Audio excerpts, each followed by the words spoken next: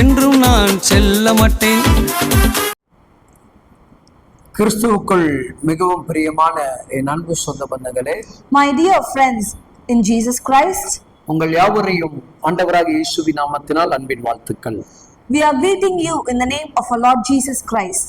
சில நேரங்கள் உங்கள் வாழ்வில் Sometimes in our lives, எதையும் சாதிக்க முடியாத ஒரு நுகங்கள் காணப்படும் என்று சொன்னால், we cannot succeed in any matters. இது என் வாழ்வில் மிகப்பெரிய பிரச்சனையாக இருக்கிறது.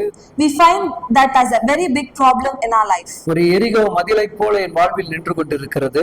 It stands like a Jericho wall.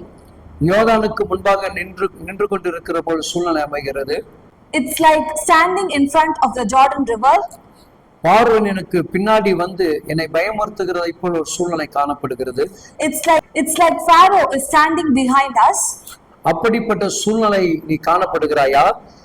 Whether you are in the situation like that, இன்றைக்கு தேவன் அதை தாண்டும்படியான பலனை கொடுப்பார். today God will make a way to.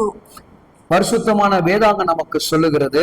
The Holy Bible says, சங்கீதம் 18ஆம் அதிகாரம் Psalm chapter 18, 29வது வசனங்கள் இவ்விதமாக சொல்லுகிறது. 29th verse 29 says, உம்மாலே நான் ஒரு சேனைக்குள் பாய்வேன், என் தேவனால் ஒரு மதிலை நான் தாண்டுவேன். with your help I can advance against a troop, with my God I can scale a wall. என் அன்பான தேவ பிள்ளையே, My dear friends in Christ, உன்னால் எல்லாவற்றையும் செய்ய முடியும் என்று கர்த்தர் சொல்லுகிறார். God is saying to you today that you can do all things through Christ. உனக்கு முன்னாடி இருக்கிற பிரச்சனைகள் உனக்கு பெருசாகவே இருக்காது. The problems before you will not be a big task for you. இதுவரைக்கும் குழந்தை பாக்கியமே இல்லை என்று ஒரு மிகப்பெரிய வேதனையோட கூட இருக்கக்கூடிய நண்பு மகளே, Till now that you are suffering that you don't have a baby, கர்ப்பத்தை உற்பத்தி பண்ண முடியாத இருக்கக்கூடிய தடைகளை உன்னால உடைக்க முடியும் என்று கர்த்தர் சொல்லுகிறார். God is saying to you today that you can reproduce a daughter or a son.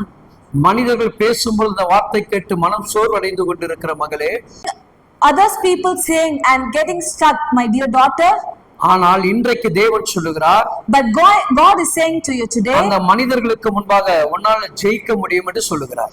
God is saying that He will make you win before them.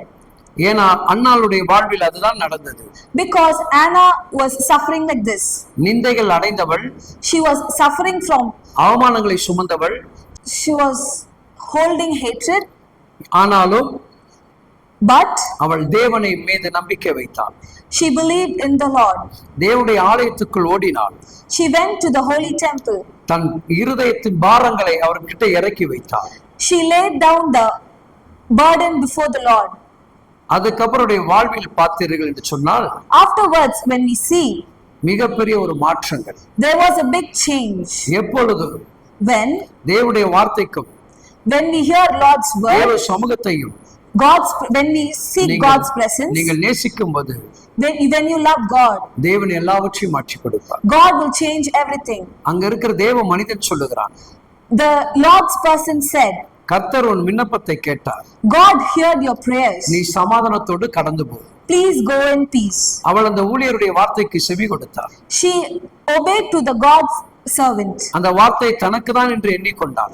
She believed that the word was for her. நடந்தது என்ன தெரியுமா? Do you know what happened?